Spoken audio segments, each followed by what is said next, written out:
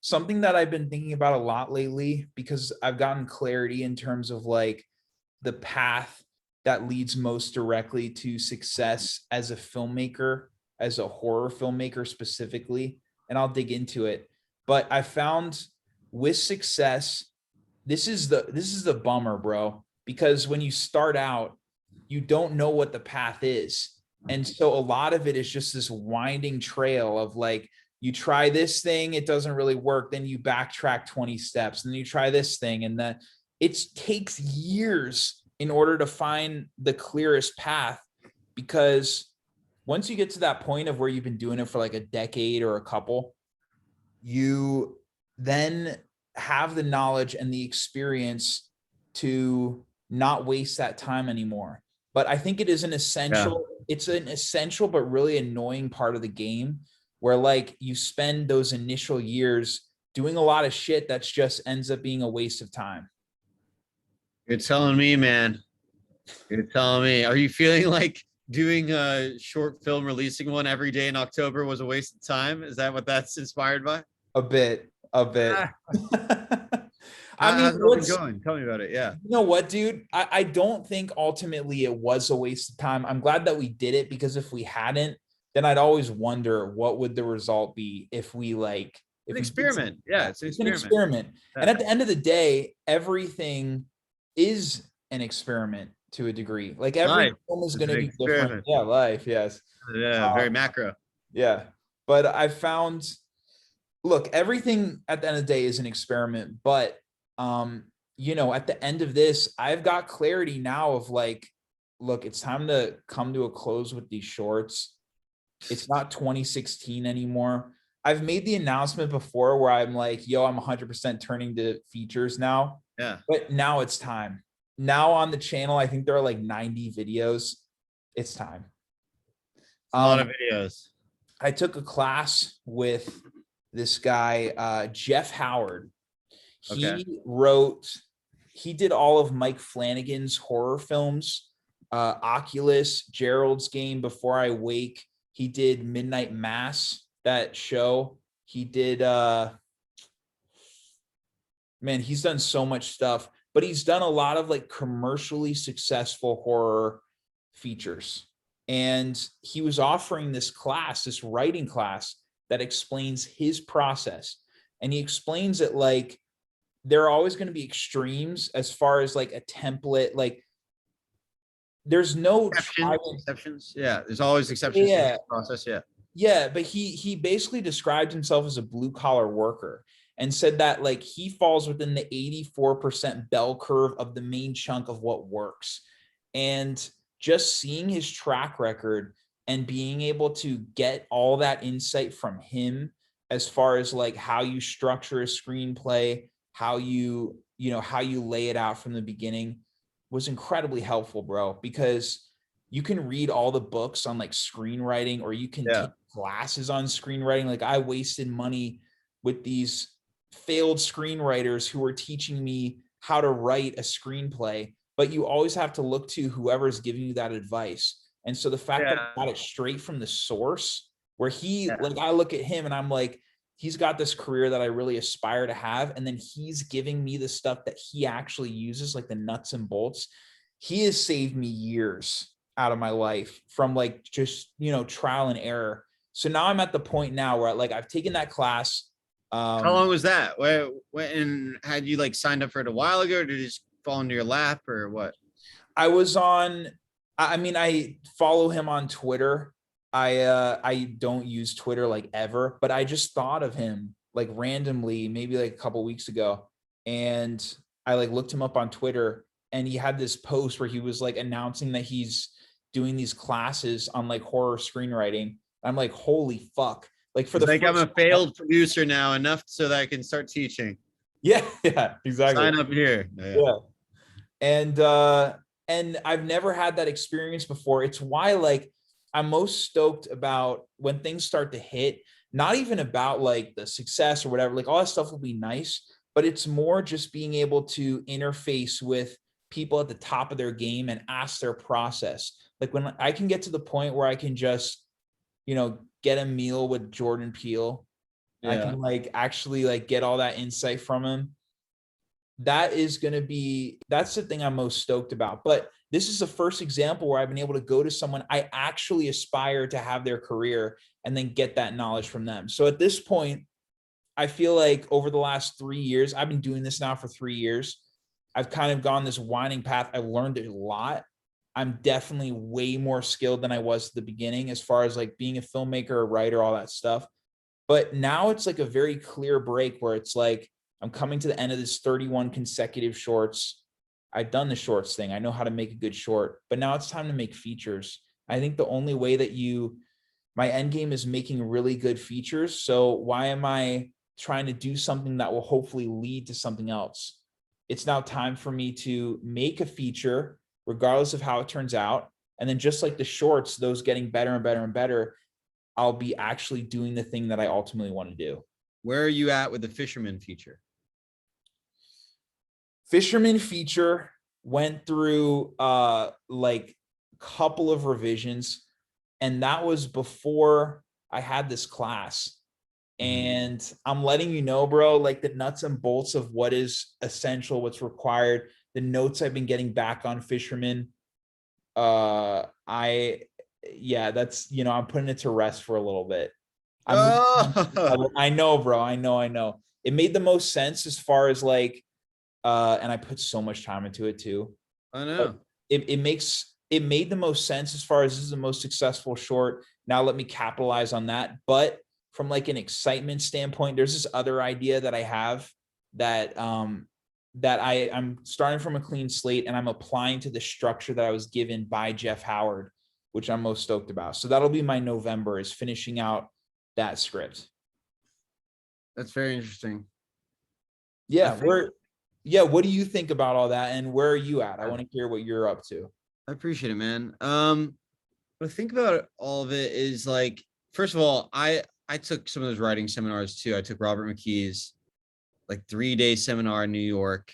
I've heard Uh, that name before. Is he like he's a famous writer? he's an iconic screenplay tutor that he's taught John Cleese of Monty Python. He saw all these people. They portrayed him in the movie adaptation, Nicolas Cage, Spike Jonze, Meryl Streep movie. And Nicolas Cage is already a screenwriter in the movie, his character. And his brother becomes a writer. And he's like, look how easy it is. But I went to Robert McKee's seminar and he's like, fuck that, fuck that. And then he's like, oh, wait, I'm really desperate. I'm going to try that like writing seminar. And he goes to it. And Robert McKee's actually portrayed in the movie by Brian Cox, the actor from Succession. And it's a funny, hilarious little moment. My dad, I love this, how funny this little backstory I'm giving you right here. But my dad had actually taken Robert McKee's seminar back in the day, him and my uncle Jimmy. My dad was like, if you ever become a writer, got to take this seminar. And even if you don't write, it's still good to take, about creativity. And he's like, do they still offer it? And they did. And I looked into it, it was like $300. My dad's like, I'll pay for it. It's so important. I took it and it actually was amazing. Like I loved learning all this just general, technical stuff about writing structure. But then what was also fun too, we broke down what's considered basically the best movie of all time, Casablanca. We took the script and went frame by frame through the movie, beat by beat, and analyzed it. That was super fun. And he's also very self-deprecating stuff and recognizes he is the kingpin of these gurus who've never actually really done it.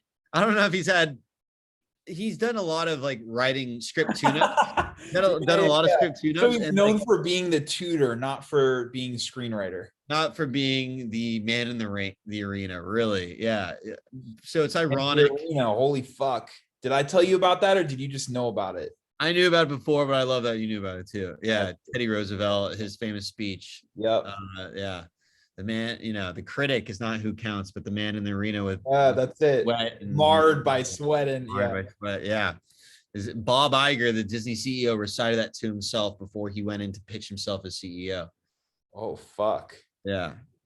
Which everyone should always read that book or listen to that audio book, in my opinion, if you haven't already. It's called Ride of the Lifetime. Anyway, I took the seminar and remember thinking like, whoa, this has taught me a lot about story structure. It was almost like shocking. And I was like, and I had fun doing it, but I was like, I need to apply this now to like every movie I've ever seen and see if they follow it. Of course they don't, but I've since then accompanied that with the book How to Make Movies for Fun and Profit by Yeah, Thomas Lennon, and how he made $1 billion at the box office, and you could too. And so it could be a lot simpler than what those guys do, but so all right, how it applies to you is, so you're saying this kind of new nuts and bolts that this guy brought forth to you has really made you rethink things of what you've already done. And I'm sure that is pretty inspiring and great, but I don't want that to take away from what you've already done, obviously. for sure, bro. Yeah. And it doesn't. I appreciate that. What I'll say though, what is so dope about what he provided is and dude, I can also share this with you too if you're looking to write stuff. But he basically said that he went through the top 50 like AFI most praised, like Casablanca, I'm sure is one of those, like AFI top, whatever. Always top 3. Yeah. Exactly. So he watched all 50, and then he watched the 50 highest grossing films, and he analyzed the structure of every single one of those films. And he came upon this structure that one day he watched Schindler's List and Tommy Boy on the same day. And he realized that this formula applies exactly in both films.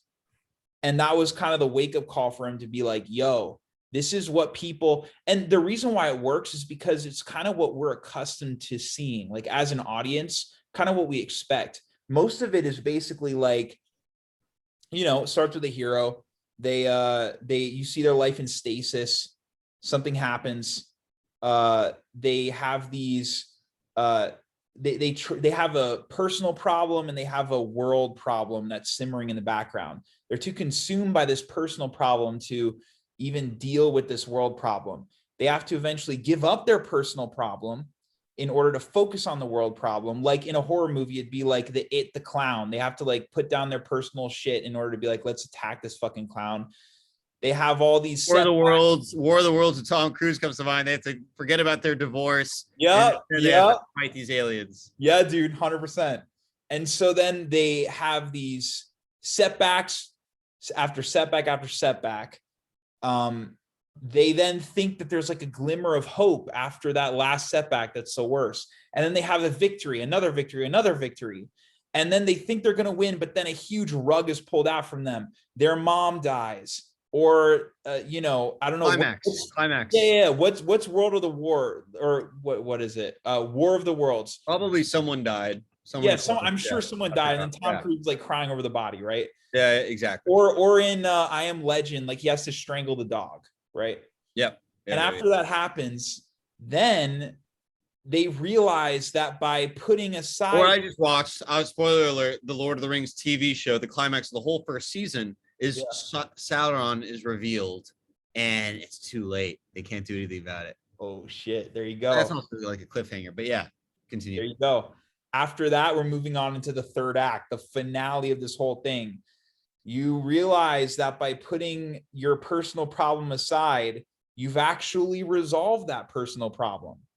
And in that moment, you put together all your resolve to finally put one big final attack on this thing, on this world problem. In the end, you have victory, but there's still some bittersweet aspect to it.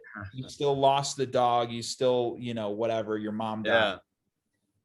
And so that's what he provided. And it made a lot of sense just thinking about all the films I've seen. And my biggest problem has been structure and has been understanding of story. My strength is like spectacle.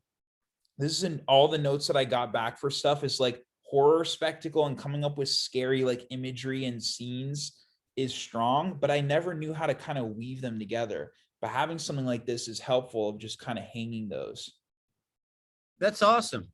Also, something I take away from that specific description is like it got me to think of story structure in a different way. It kind of used like it just like it opens up. All this stuff is doing is like getting you to think about stories and characters and life in a different way, so that you might have a little bit more creative tools to be able to tell these stories. Totally.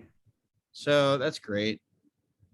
Yeah, it's fun. Sometimes honing into the technical and having blinders up can enhance the creativity too. Without a doubt, bro. You know, I'm curious what it'd look like for you doing sketch comedy. Sketch comedy. Because by the way, there's formula too to it. What's the 100%. formula? There's like 4 different types of sketches, they say. You know, I mean, someone had to give a label to it, and each school has like its different type, but kind of forget, frankly, off the top of my head now, but like I don't know. Bro, I remember you told me this, like, I think the first time we met, which is like a dream of yours. What you think could be really cool is if you had some kind of like a weekly sketch thing, like a channel, like a YouTube channel. Yeah. Dude, the thing is, like, I found with horror, maybe they can max out, like, as an individual creator, I've seen some channels get to like 180K subs. Yeah. But not really explode beyond then. I think YouTube is more suited to like sketches and comedy for whatever reason, because I've seen way more examples of channels getting like millions of subscribers and stuff. Is that an avenue that you would still consider as far as like getting more eyes on you? I was talking to my dad today about starting stand-up, and I was talking to Tanner too about doing sketch comedy, and like, yeah, it is kind of a dream. Like when I just need a little more time to probably do stand up a bit and sketch. I don't know. It's just a phase. Like I'll have another phase where I could do that. Right now, I am hitting this clothing pretty hard at the moment, which is exciting. We're about to do our next drop of clothing. Sick. Sorry, what? Yeah, how did it go? Oh, dude, it's intense. What is it called? Like the Valley Fair or something? We had a booth at the Sherman Oaks Fair, our company, Valley Mentality. And it went as good as we could have hoped. Like, it started off, our booth was like not great. And I was like, I got there so early, 8 a.m. And I'm like, oh crap. Our booth does not look as good as these other booths. And I thought like the product would speak for itself. No. So Tanner shows up, our buddy Leland, Tanner's girlfriend, Marissa, and both of our moms, and everyone kind of gets together and like just puts some nice touches on it. And our booth ended up looking sick. And I learned so much about everything from like in person, what you need to sell stuff, like, which we did, it all worked smoothly. Autumn's mother was our like first or second sale of the day. Hell yeah. Which was so kind and supportive. Which, by the way, she messaged on Instagram later saying, hey, by the way, I got the shirt for our friend that Licorice Pizza was based on. And by the way, the Van Nuys Drive-In that you guys have on the postcards, if you do in the website, you guys should do a shirt on that. I think that he would like to do it. And you never know, Paul Thomas Anderson would probably get a shirt. And I was just like, those guys are tight. Shit, man. Yeah, that'd be dope. Cause bro, Licorice Pizza is like all about the Valley. It's so on brand. Mm-hmm. And it's a type of thing. And Paul Thomas Anderson's made a number of movies about the Valley, Boogie Nights too and stuff. And so I think it's the type of person, it's not like, oh, Paul Thomas Anderson gets it and the brand blows up, but it's something that like, we're going in the right direction. We're getting ourselves out there, and the right people are going to start to take notice. Totally, bro. The people who get it really get it. Yeah, they do. And what's cool about that too is like, I think PTA is just one example. Like, I don't know how many celebs or whatever, like people who of significance come from the Valley, but I'm sure it's not just him. They're out there, bro. We have a lot of plans. Right now, we're very excited to do our second drop, these crew necks and the Circus Liquor shirts. Yeah. In person, but in order to do it, we did this insane photo shoot. It looks so good of like Americana stuff in the Valley on film, but we can't release it until we get these product photos, which are like the easiest, simplest things to do. Mm-hmm. We just haven't been able to find a photographer that could do it for cheap really quickly. And it's so pathetic. And we're gonna get that hopefully. That's surprising. Because for LA, like I would think that you could just find someone, but Yeah, I don't know. Dude, you know, I know that you're going to get a lot of really rapid progress on value mentality, the way you're talking about it, the intentionality behind that. What I found, like, intentionality is such an important thing because you can do a million things, but when you set your mind to like, yo, this is a one thing I'm really going to hone in on. This is a one thing I'm really going to focus on. I think ultimately one day you could put more focus on like sketches or stand up or whatever. Yeah. But like we only have a limited number of hours in the day, and it ends up being like whatever you're prioritizing. Like I could do like for Burnt Mill and stuff, there are a million things I could do, but I know for a fact the number one and probably only thing that I'm going to accomplish during November is finishing that script with this structure template that I've been given.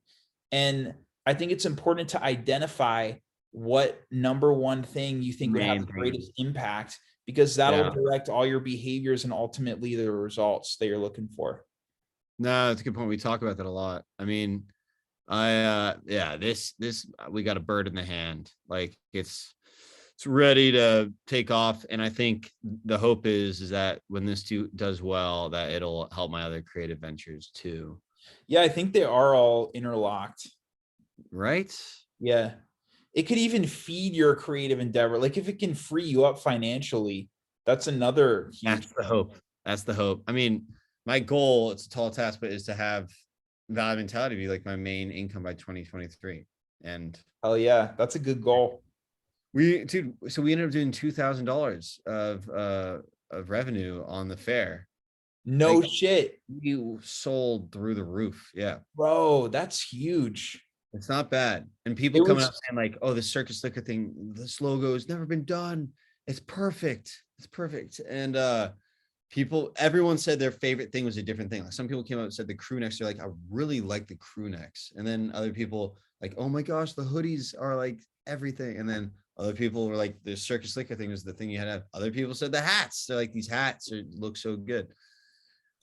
It's really smart of you guys to target something like the Sherman Oaks Fair.